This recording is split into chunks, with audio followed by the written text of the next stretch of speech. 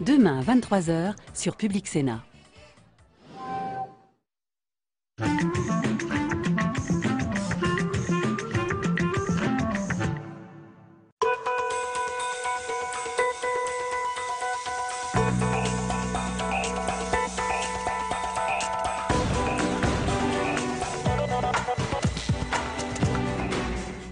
Bonsoir à tous et merci de nous retrouver pour cette nouvelle édition de 24 heures Sénat. Voici les titres. Coup de théâtre à l'Association des départements de France.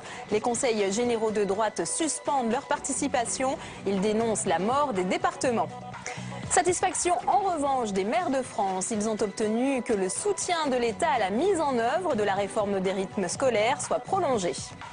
La rentrée universitaire en débat au Sénat, 6 ans après la loi sur l'autonomie des universités. Le bilan est-il satisfaisant? Débat à suivre dans ce journal.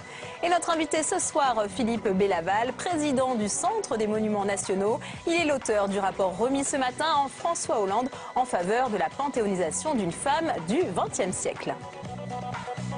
Ils ont eu gain de cause. Confrontés à la réforme des rythmes scolaires, les maires ont obtenu de Matignon que l'aide versée en 2013 pour que les communes mettent en place la semaine de 4 jours et demi soit reconduite en 2014. Au total, l'enveloppe avoisine 150 € par enfant et par an. Mounir Soussi. 250 millions d'euros pour calmer la fronde contre la réforme des rythmes scolaires. Sous la pression des élus, Jean-Marc Ayrault, le Premier ministre, prolonge d'1 an l'aide initialement destinée aux communes qui lanceraient la réforme dès 2013. Les communes ne pouvaient pas faire face, elles ont un effet ciseau qu'elles subissent, plus de charges, moins de dotations. Si en plus on ajoutait le coût du passage à la semaine de 4 jours et demi, c'est-à-dire 800 millions d'euros par an, c'était insupportable. Dans l'opposition, les élus doutent de la pérennisation de ce soutien de l'État et craignent même qu'au final, la note pèse sur le contribuable. L'argent n'arrive plus d'État puisque les autres recettes se réduisent aussi. Donc ça veut dire que c'est par l'augmentation des impôts locaux que l'on devrait payer la réforme des rythmes scolaires. C'est pas ce qu'a vendu le gouvernement. Aujourd'hui, moins d'un quart des villes ont lancé la réforme. En plus des difficultés financières pour les communes, des problèmes d'organisation apparaissent. Mais avant de condamner tout le projet, cet élu qui a adopté les nouveaux rythmes scolaires appelle à laisser du temps au dispositif. Je crois vraiment qu'il faut être raisonnable et qu'il faut faire le bilan dès la fin de cette année scolaire-ci, parce qu'avec un quart des communes, on aura une estimation du coût et je fais le pari que le coût ne sera pas aussi élevé qu'on veut bien le dire chez certains politiques. Actuellement, l'État, les communes et les caisses d'allocation familiale contribuent à hauteur de 150 € en moyenne par élève. La possibilité de rendre certaines activités payantes est sur la table, mais très peu de villes ont franchi le pas. Les conseils généraux de droite sont en colère et ils le font savoir. Ce matin à Lille, ils ont claqué la porte du congrès de l'Association des départements de France. Ils dénoncent le désengagement financier de l'État. L'annonce a été faite à la tribune par le président du Conseil général de la Haute-Marne et sénateur UMP Bruno Sido. On l'écoute. L'ensemble des 41 présidents de conseils généraux de la droite, du centre et des indépendants suspend uniment le versement des cotisations à l'ADF, jusqu'à ce qu'elle redevienne le fer de lance résolu et indépendant des départements, jusqu'à ce qu'elle redevienne fidèle à elle-même, à sa mission originelle. Nous lui demandons d'obtenir de l'État notre dû. Et nous retrouvons en direct de l'ADF à Lille Pierre-Henri Gergonne. Bonsoir Pierre-Henri. Alors vous avez assisté à ce coup de théâtre. Que s'est-il passé exactement ? Eh bien, en tout cas, ce qu'on peut dire, c'est que ce qui s'est passé ce matin n'est qu'une demi-surprise. On savait le mécontentement grandir au sein des élus de droite et le geste de Bruno Sido et ses amis est ce soir à relativiser. Il est vrai, incontestablement, que la situation financière des départements est aujourd'hui une situation précaire. Baisse des dotations de l'État, des baisses souvent mal compensées par des compromis qui ne satisfont finalement personne. Il est tout aussi vrai que cette situation financière précaire, eh bien, elle ne date pas d'aujourd'hui.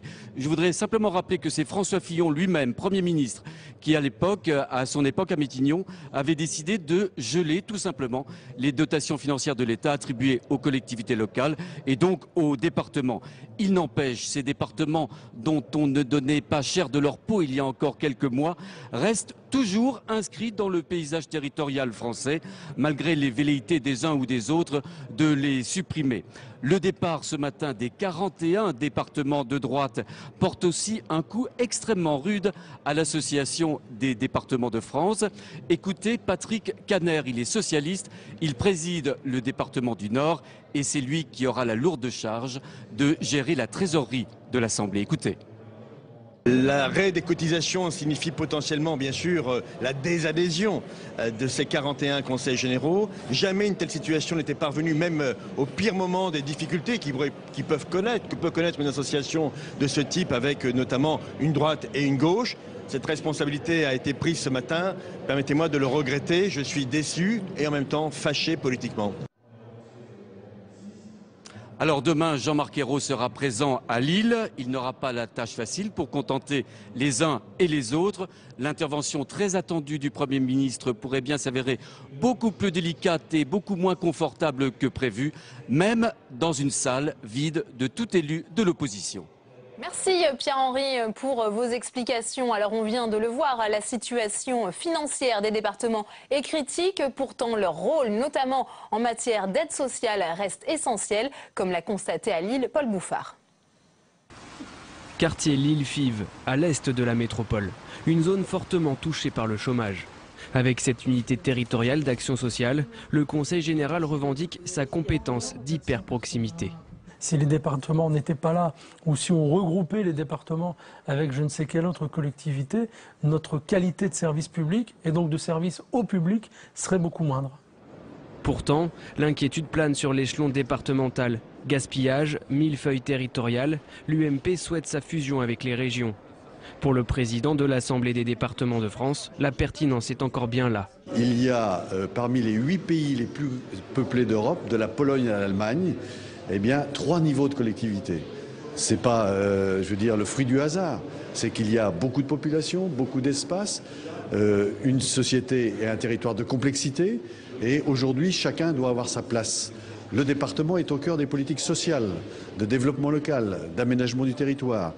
Souvent critiqué mais jamais vraiment oublié, après la commune, le département reste la plus ancienne circonscription administrative de France. En bref, le Sénat a modifié la loi Duflot sur le logement en commission. De peur de perdre leurs compétences en matière d'urbanisme, les sénateurs ont adopté un amendement qui permet le transfert automatique de la compétence PLU aux intercommunalités, sauf si une minorité de blocage s'oppose à ce transfert. Contrôler les comptes des comités d'entreprise pour éviter de nouveaux scandales financiers comme ceux qui ont touché Air France ou encore la SNCF récemment. C'est l'objectif d'un texte adopté ce matin par le Sénat contre l'avis du gouvernement. Les explications de Julie Hulin.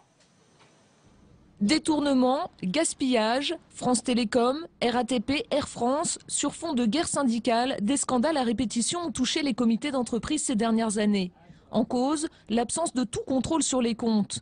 Pour y remédier, le Sénat se prononçait ce matin sur une proposition de loi portée par l'UMP. Le texte est important parce qu'il va donner des règles de gestion qui évitera les errements et qui facilitera le travail à la plupart des petits comités d'entreprise qui gèrent leurs comptes un petit peu comme une association. Il faut effectivement que ces comités d'entreprise soit encadré comme il se doit, comme le sont d'ailleurs tous les autres organismes.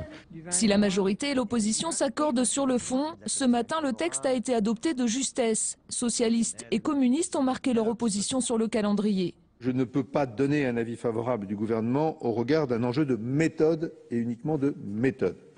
Dès le départ, un travail partenarial a été conduit avec les partenaires sociaux sur ce dossier.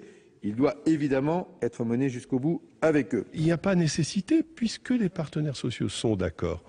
Je vous dis, ce n'est qu'une question d'affichage gouvernemental qui veut avoir la paternité de ce texte. C'est regrettable. Le gouvernement prévoit en effet un projet de loi global concernant notamment la formation professionnelle et la transparence du financement des comités d'entreprise. Le ministre du Travail s'est engagé ce matin à ce que ce texte soit adopté avant la fin de l'année. Bernard Tapie est visé par une information judiciaire pour fraude fiscale. Elle a été confiée au juge Tournaire en charge de l'affaire sur l'arbitrage controversé sur la vente d'Adidas, ce qui vaut à l'homme d'affaires d'être mis en examen.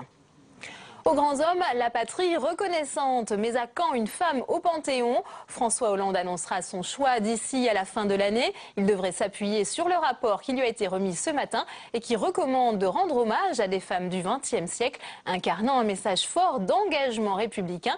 L'auteur de ce rapport est notre invité, Philippe Bélaval. Bonsoir. Bonsoir. Alors vous recommandez dans votre rapport au président de la République de féminiser le Panthéon. Quel type de personnalité avez-vous privilégié dans ce rapport ? J'ai privilégié les personnalités, les femmes tout d'abord, de façon très claire, très explicite, très forte, et les femmes du XXe siècle pour permettre une identification plus facile de nos contemporains à des parcours exceptionnels. Le XXe siècle a été aussi d'ailleurs le siècle de l'émergence des femmes dans la vie économique, dans la vie sociale, dans la vie politique. Et je propose des femmes qui se sont engagées avec courage dans les guerres, dans les moments d'épreuve, et qui ensuite sont restées fidèles à leur engagement républicain et l'ont mis au service d'actions de transformation sociale. Le vice-président socialiste du Sénat, Didier Guillaume, a proposé Lucie Aubrac, la résistante. Est-ce que c'est un profil qui pourrait séduire le président de la République? Si le président de la République valide les critères que je lui ai proposés, Lucie Aubrac correspond à ces critères indiscutablement. Alors vous avez lancé une grande consultation sur Internet le 2 septembre. Il y a eu 30 000 participants, 2000 noms ont été évoqués. Qui a été le plus plébiscité par les personnes qui ont participé à cette consultation? Bien, beaucoup de femmes, et le numéro 1, en quelque sorte, c'est aussi une femme, c'est Olympe de Gouges, qui est évidemment l'une des fondatrices les plus emblématiques de l'action féministe, puisqu'elle avait rédigé une déclaration de la femme et de la citoyenne qui était décalquée sur la déclaration des droits de l'homme qu'elle trouvait trop réservée aux hommes. Et puis c'était aussi une personne qui défendait les droits des esclaves et qui a péri sur l'échafaud pendant la Terreur. Est-ce que vous avez une préférence à titre personnel ? J'ai une préférence pour les personnalités féminines de manière générale, et dans les critères que j'ai donnés, on n'a malheureusement que l'embarras du choix, donc je laisse le président de la République se déterminer en fonction de sa prérogative présidentielle. Alors on sait qu'il devrait se prononcer d'ici la fin de l'année, et à chaque fois qu'il est intervenu, rarement, mais sur ce dossier, il a laissé bien peut-être sentir qu'il nommerait une femme. Il faut dire que jusqu'à présent, il n'y a que 2 femmes, Marie Curie et Sophie Berthelot. Comment ça s'explique, ça, que le Panthéon soit aussi peu féminisé? Ça s'explique par le fait que pendant longtemps, les femmes ne participaient pas à la vie de la nation, ou que de façon extrêmement épisodique. Elles n'étaient pas représentées au Parlement, elles n'avaient pas le droit de vote, et évidemment, des hommes entre eux étaient naturellement portés à ne retenir que des candidatures d'hommes. Mais en fait, lorsqu'on regarde par exemple les résultats de la consultation à laquelle vous faites allusion, on voit que même avant le XXe siècle, il y a des femmes qui se sont engagées de façon remarquable et qui sont identifiées par les Françaises et les Français comme particulièrement remarquables. Donc en fait, il y a eu probablement aussi une volonté de minimiser le rôle des femmes, volonté qui n'est plus acceptable aujourd'hui. Et c'est pour ça que j'ai proposé au président de la République de faire un geste fort en panthéonisant une ou plusieurs femmes. Votre rapport contient aussi des pistes pour rendre ce monument qu'est le Panthéon plus attractif.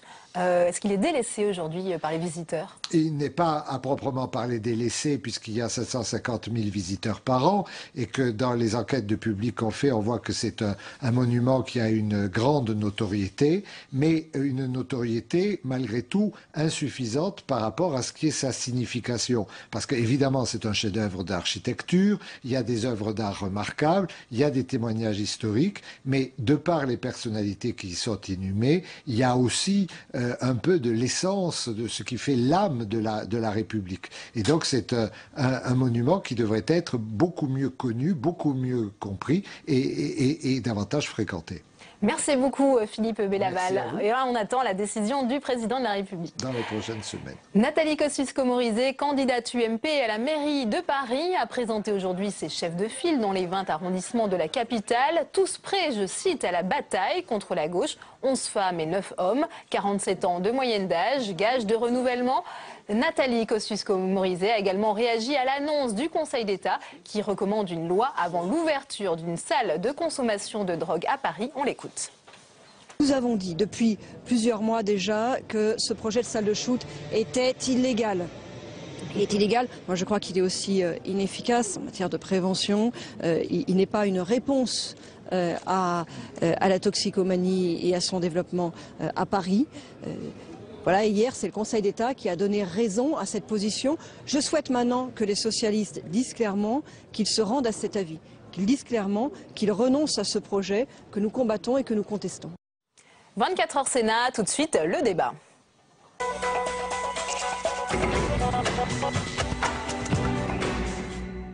Alors que les universités ont fait leur rentrée début octobre, le Sénat a consacré cet après-midi sa séance de questions cribles à la rentrée universitaire. Pour la ministre de l'Enseignement supérieur, Geneviève Fioraso, il y a des bons et des mauvais élèves. On l'écoute. Je ne vois pour les universités ni la vie en rose ni la vie en noir. C'est-à-dire que la situation que j'ai trouvée en arrivant en 2012 à ce ministère était effectivement une situation difficile pour un certain nombre d'universités. Pour autant, il nous faut donner une image de l'université qui soit une image de qualité, car l'enseignement à l'université est de qualité. Il ne faudrait pas, en demandant des moyens nouveaux, contribuer encore à déqualifier la représentation que l'on se fait des universités. L'enseignement à l'université est sûrement l'enseignement de plus grande qualité. Nous ne supprimons pas des emplois, nous en créons 1000 par an pendant 5 ans. Cela n'avait pas été fait depuis des années. Et pour comprendre les difficultés auxquelles sont confrontées les universités, voyez cet exemple de la faculté d'Evry en Essonne où s'est rendue notre journaliste Cécile Sixou. Mais depuis une semaine, en fait, on fonctionne avec des rallonges qu'on rajoute. Dans le local syndical de l'université d'Evry, on fait avec les moyens du bord pour avoir de l'électricité. Une réparation pas prioritaire pour l'université qui, depuis la loi sur l'autonomie, est au régime sec. On se retrouve avec donc le retour massif au cours en amphi, puisque ça revient moins cher. On diminue les TD. Donc avant, on avait 9 séances, par exemple, de travaux dirigés, on est passé à 8. Se serrer la ceinture, c'est le maître mot du doyen de l'université, Philippe Houry. Il a récupéré à sa prise de poste en 2011 une faculté en déficit. Depuis, il tente de redresser la barre. Des cursus ont été fermés, des postes non remplacés, mais pas seulement. Je crois que la chose la plus difficile que j'ai vécue, c'est le gel des crédits sur les bâtiments. Donc on doit se mettre en conformité sur hygiène, sécurité, handicap, on doit entretenir nos bâtiments et les gouvernements successifs ont gelé tous les crédits pour l'entretien des bâtiments. Donc ça c'est une véritable catastrophe, je pense que toutes les universités le vivent de la même façon. Des présidents d'université désormais managers qui gèrent l'université comme une entreprise. Pour Jérôme Glanchant, prof d'économie, la fac d'Evry n'y était pas préparée. On a peut-être pensé qu'on montrait des fondations ou qu'on irait chercher de l'argent dans les entreprises, mais on voit que c'est extrêmement difficile, que la concurrence est très forte, qu'on n'a pas la qualité justement peut-être de certaines grandes écoles dans notre capacité à capturer des fonds, etc. Et donc de ce point de vue-là, on n'était pas vraiment prêt. Philippe Houry espère bien trouver l'équilibre budgétaire en 2015. Son université pourrait profiter d'un nouvel élan. Elle intégrera le projet de regroupement Paris-Saclay en 2020. Et on ouvre le débat de ce 24 heures Sénat avec nos invités ce soir, Dominique Gillot, bonsoir, vous êtes sénatrice socialiste du Val d'Oise, et Jacques Legendre, bonsoir, sénateur UMP du Pas-de-Calais. On vient de le voir dans du Nord, pardon. On vient de le voir dans ce reportage, Dominique Gillot, là la faculté d'Evry, la situation est plutôt critique. Ça c'est un exemple des ravages, entre guillemets, qui ont été faits par la loi LRU.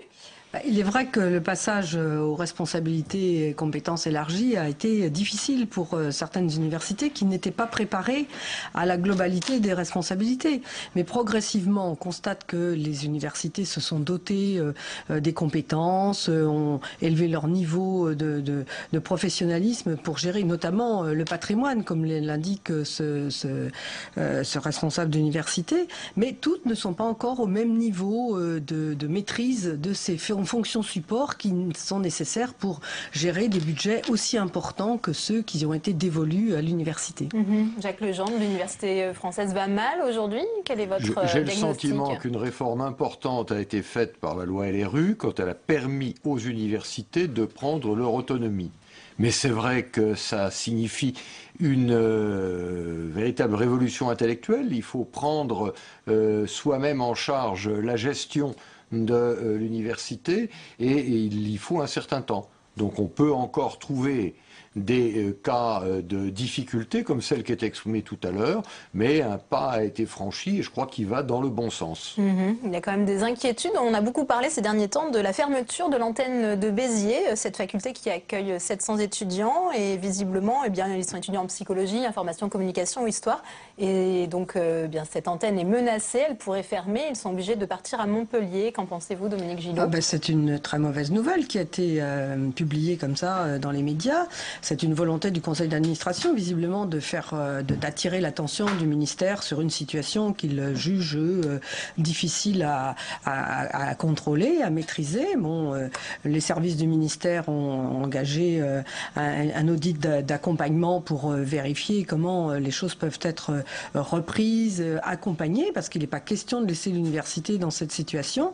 Il n'est pas question, d'après ce que nous dit la ministre, de fermer l'antenne de Béziers.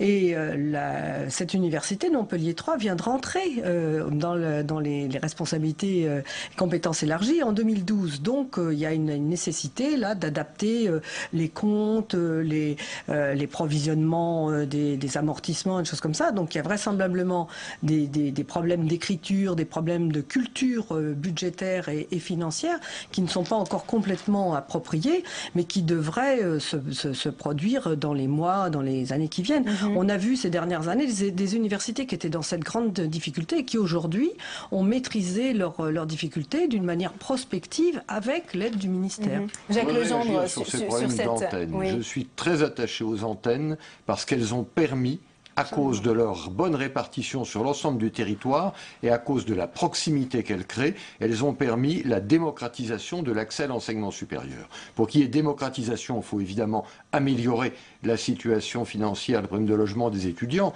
mais il est important aussi de mieux répartir. Il y a une vingtaine d'années, les universités mères se plaignaient d'avoir des premiers cycles qui étaient hypertrophiés. Elles ont accepté à ce moment-là de créer des antennes universitaires. L'idée était qu'il vaut mieux déplacer 4 professeurs dans une ville moyenne que de faire venir 400 étudiants dans la ville moyenne vers le centre. Et maintenant que la démographie est stabilisée, certaines universités ont tendance à oublier cela et à vouloir au contraire ramener, reconcentrer vers la maison mère tous leurs étudiants. J'avais déjà saisi Madame Fioraso lors du débat sur la loi de ce problème. Je crois qu'il faut que le gouvernement, que la ministre tienne la main à ce que l'on ne recule pas sur l'intérêt de la proximité pour les étudiants, à condition que ce soit une gamme de premier cycle large pour qu'il n'y ait pas de mauvaises orientations générées par la proximité. Mais sur ce point, nous devons les uns et les autres être fermes. Nous avons besoin de nos antennes universitaires. Oui, car certains syndicats sont très inquiets, le redoutent des fermetures des facultés de sciences sociales comme ça a pu se produire au Portugal ou en Grèce. Les syndicats jouent leur rôle d'alerte, de pointage des difficultés. Mais il est évident que la loi enseignement supérieur et recherche qui a été promulguée en juillet dernier, met un accent, un enjeu essentiel sur la réussite étudiante, sur le premier cycle, et comme le dit mon collègue, et nous sommes vraiment d'accord sur ce sujet, c'est qu'il faut absolument garantir l'accueil des étudiants de premier cycle dans les meilleures conditions, en leur permettant de comprendre ce que l'université peut leur apporter, ce qu'ils peuvent attendre de l'université, et en même temps d'avoir une spécialisation progressive dans la définition de leurs études, éventuellement d'avoir une réorientation précoce en cours d'année pour mieux apprécier leurs atouts et leurs désirs, de telle sorte que l'enseignement supérieur et la recherche soit une vraie chance pour tout le monde. C'est à l'université que se prépare la France de demain et tous les étudiants doivent pouvoir bénéficier de cette attention de l'enseignement public. Alors justement, Geneviève Fioraso, lorsqu'elle a fait sa conférence de presse de rentrée, a dit avoir un triple objectif: favoriser la réussite étudiante, l'insertion professionnelle et démocratiser l'accès à une qualification de l'enseignement supérieur. Est-ce qu'elle peut atteindre cet objectif aujourd'hui, Jacques Legendre? Je l'espère. On doit toujours parier sur la réussite de notre enseignement supérieur.